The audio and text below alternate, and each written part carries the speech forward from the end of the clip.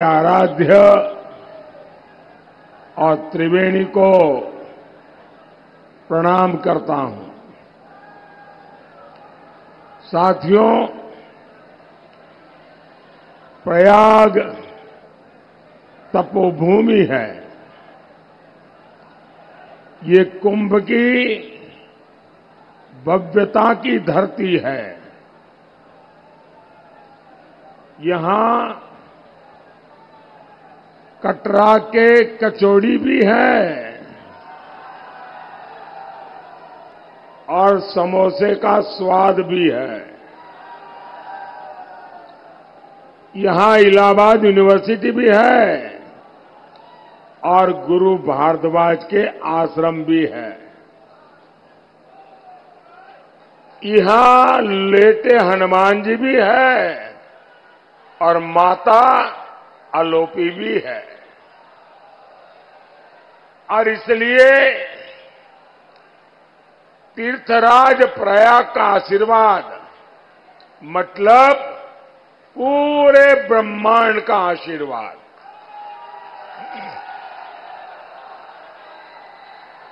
और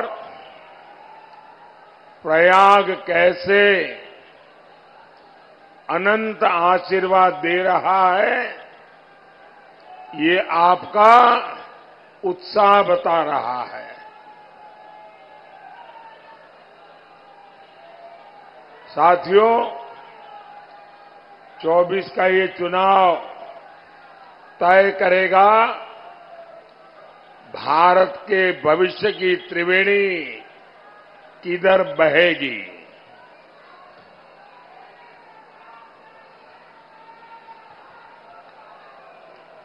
आप भी देख रहे हैं, आज भारत की पहचान कैसे होती है। भारत की पहचान अब एक्सप्रेस वेज से होती है। भारत की पहचान इंफ्रास्ट्रक्चर से होती है। बड़े बड़े देश मुझसे कहते हैं, भारत की डिजिटल टेक्नोलॉजी हमें भी चाहिए। भारत अब दुनिया में अपनी आवाज बुलंद कर रहा है। भारत G20 का आयोजन करवाता है तो पूरी दुनिया हैरान हो जाती है। और साथियों, यही तो प्रयागराज का इस क्षेत्र का मिजाज है। यहां के लोग ना किसी से दब के रहते हैं, ना किसी से डर के रहते हैं। जो जिंदा दिली मैंने प्रयागराज के लोगों में देखी है, वो कम ही मिलती है। और यही मिजाज तो आज के भारत का भी मिजाज है। साथियों, आज जब भारत आगे बढ़ रहा है तो हर देश प्रेमी इससे खुश है। लेकिन आप देखिए,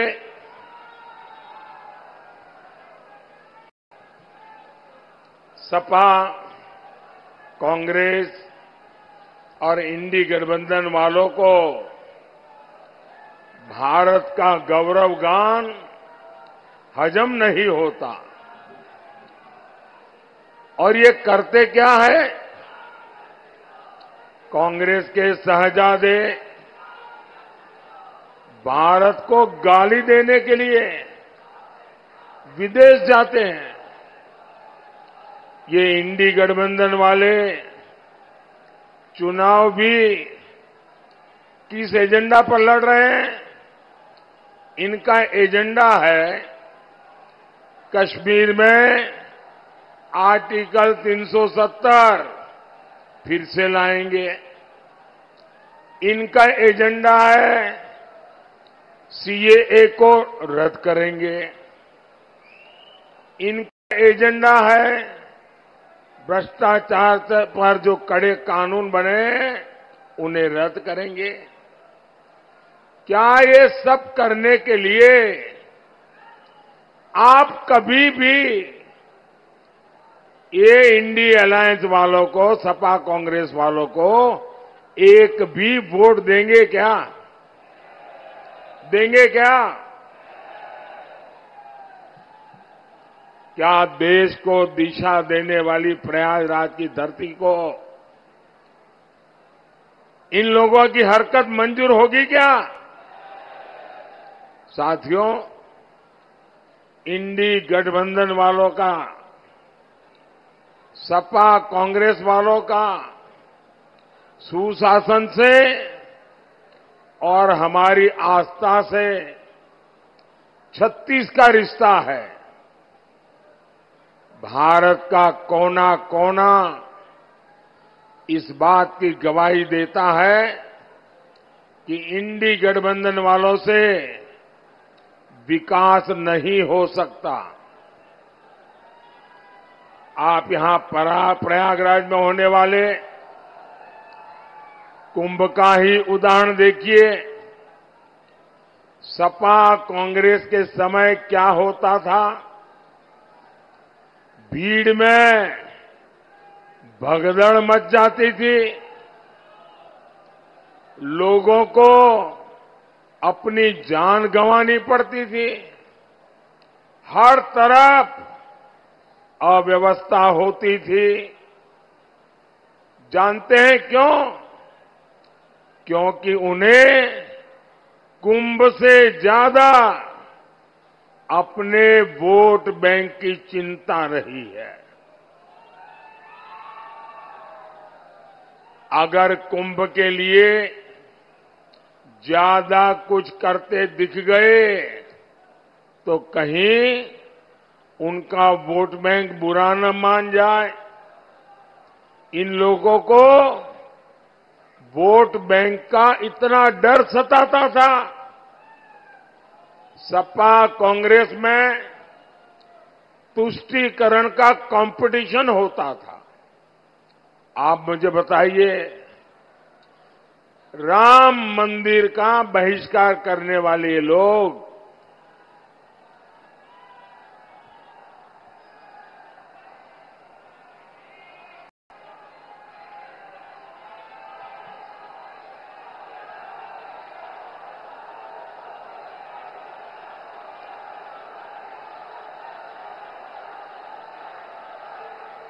राम मंदिर का बहिष्कार करने वाले लोग, सनातन को डेंगू, मलेरिया कहने वाले ये लोग अगले साल होने वाले कुंभ को क्या कभी अच्छे से करने देते क्या?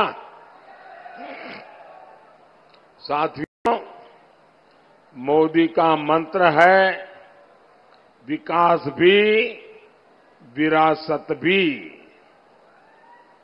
अभी अयोध्या में भव्य राम मंदिर बना है। अब निषाद राज के श्रृंगवेरपुर का विकास भी किया जाएगा। श्रृंगवेरपुर राम वनगमन पथ का प्रमुख तीर्थ बनेगा। क्या सपा कांग्रेस वाले कभी भी ये काम करेंगे क्या? सपा कांग्रेस के शहजादों को अपने परिवार के आगे कुछ भी दिखता नहीं है।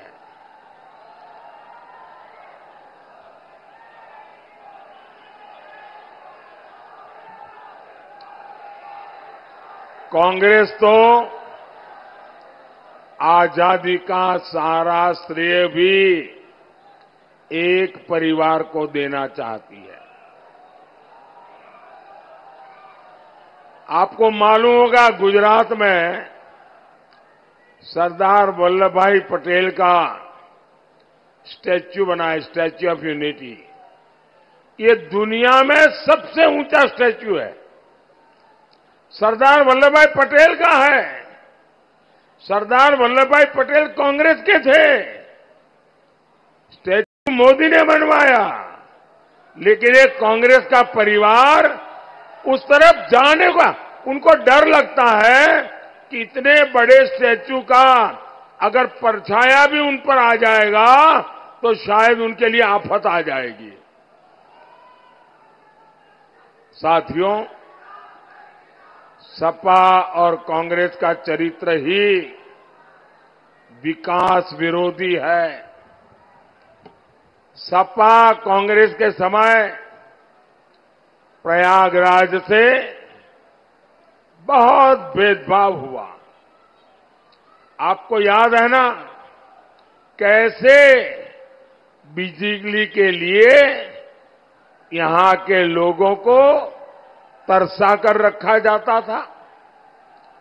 हर दुकान के बाहर जनरेटर का शोर और धुआं रहता था। आज हमारे योगी जी, हमारे केशव प्रसाद मौर्य जी, हमारी भाजपा सरकार में तो हर जिले को बराबर और भरपूर बिजली मिल रही है। 2017 से पहले हमारे किसान भाई बहन रात रात भर जगकर खेत में सिंचाई करते थे। आज किसानों को भी आसानी से बिजली मिल रही है। साथियों, आज हमारा प्रयाग विकास की नई ऊंचाइयों को छू रहा है। Prayagraj, Raebareli, Lucknow 4 lane highway, Ganga expressway, Haldia से प्रयागराज तक वाटरवे, अमृत स्टेशन और वंदे भारत ट्रेनें, हर क्रॉसिंग पर ओवरब्रिज और अंडरपास, गंगा जी पर iconic cable bridge, Bamrauli airport का कायाकल्प, पहले जो कल्पना नहीं होती थी आज वो साकार हो रहा है। साथियों, यूपी के ऐसे बहुत फर्स्ट टाइम वोटर हैं जिन्हें पता ही नहीं होगा परिवारवादी पार्टी के दिनों में क्या होता था, कैसे हमारी बहन बेटियों का घर से बाहर निकलना मुश्किल होता था। उद्योग धंधे सब चौपट पड़े थे। किसी भी व्यापारी को वसूली और फिरौती का फरमान आ जाता था। हमारा तीर्थराज प्रयाग, यहां खुलेआम सड़कों पर बम चलते थे, गोलियां चलती थी, गुंडे माफिया बेखौफ अपनी शेखी बगाड़ते थे। सीधे सच्चे लोग दहशत में जीते थे। यहां के दुकानदार, यहां के कारोबारी भूल सकते हैं क्या कि उनकी हालत रहती थी उस समय? लेकिन जब से भाजपा सरकार आई है, माफिया के खिलाफ यहां सफाई अभियान चल रहा है।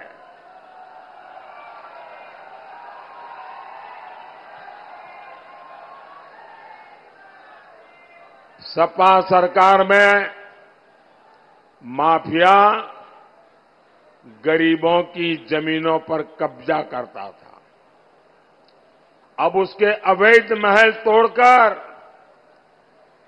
भाजपा सरकार वहां गरीबों के लिए घर बनवा रही है। साथियों, प्रयागराज शिक्षा का इतना बड़ा केंद्र है। यहां के युवा कभी भूल नहीं सकते सपा सरकार कैसे आपके सपनों का सौदा करती थी। मेहनत आपकी, योग्यता आपकी, लेकिन नौकरी किसी और को मिलती थी। नौकरी दी जाती थी जाति देख करके, नौकरी मिलती थी घुस देने वालों को। यूपी पीएससी को इन लोगों ने परिवार सर्विस कमीशन बना दिया था।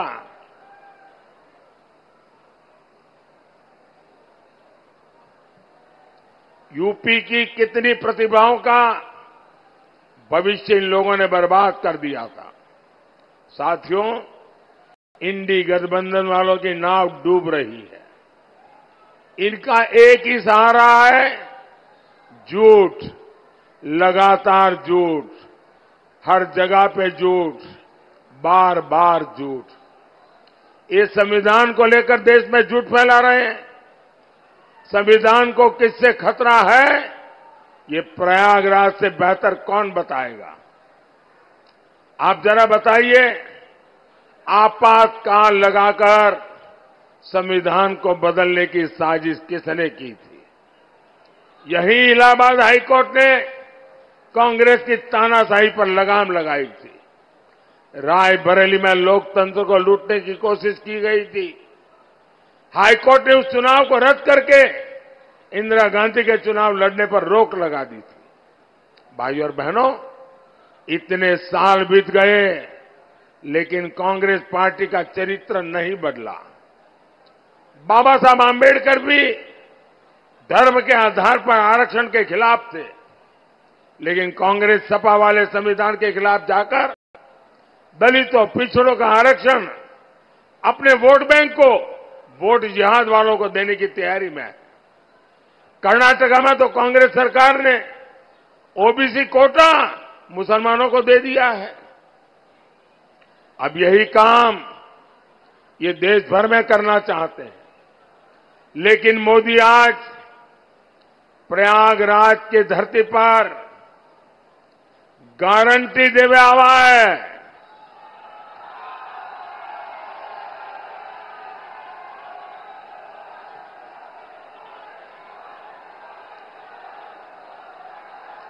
मैं दलितों पिछड़ों का आरक्षण इन लोगों को छीनने नहीं दूंगा, और ये मोदी की गारंटी है। साथियों, मोदी आगे भी आपकी सेवा करता रहे, इसके लिए एक सशक्त सरकार चाहिए।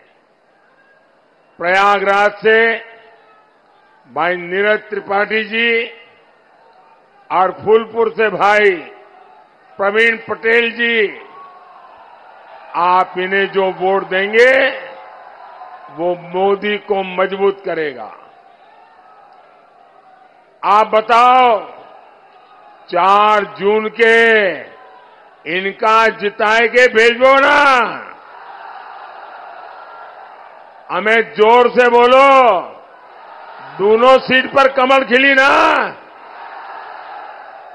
अच्छा, मेरा एक काम करेंगे, जरा हाथ ऊपर करके बताइए, करेंगे?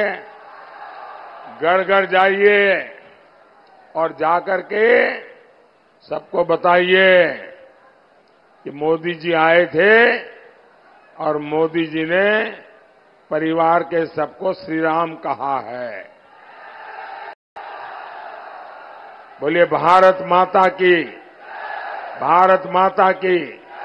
बहुत बहुत धन्यवाद।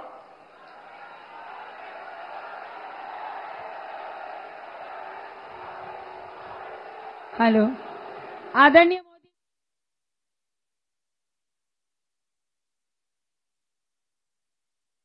नरेंद्र मोदी को अभी आप लाइव सुन रहे थे। प्रयागराज में पीएम मोदी की जनसभा लाइव आपने सुनी।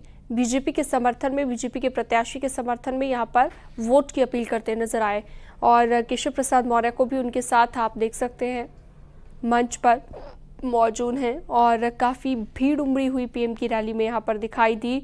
आपने देखा किस तरह से नारेबाजी करते हुए लोग दिखाई दिए।